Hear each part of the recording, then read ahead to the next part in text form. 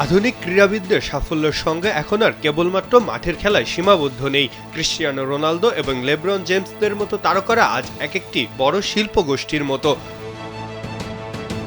খেলোয়াড়দের মধ্যে ধনকুবেরের তালিকার শীর্ষে রয়েছেন ফুটবলের বরপুত্র ক্রিস্টিয়ানো রোনালদো।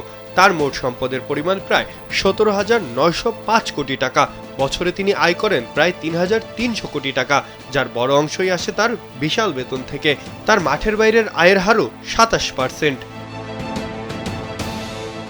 অন্যদিকে বাস্কেটবল কিংবদন্তি লেব্রন জেমস নিজেকে প্রতিষ্ঠিত করেছেন একজন মালিক হিসেবে। ফেনওয়ে স্পোর্টস গ্রুপে তার 17,028 কোটি টাকার অংশীদারিত্ব রয়েছে। তার মোট সম্পদের পরিমাণ প্রায় 14,601 কোটি টাকা এবং বার্ষিক আয় 1,434 কোটি টাকা। তার আয়ের 57%ই আসে মাঠের বাইরের বিভিন্ন উৎস থেকে।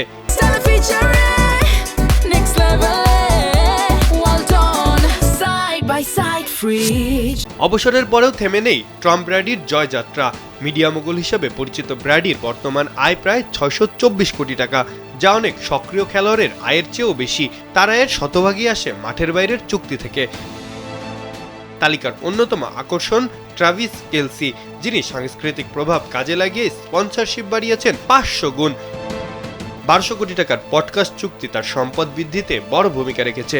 মূলত এই ক্রীড়াবিদরাই এখন আধুনিক ব্যবসায়িক সাম্রাজ্যের প্রকৃত রূপকার। মাহফুজ আহমেদ, কালবেলা।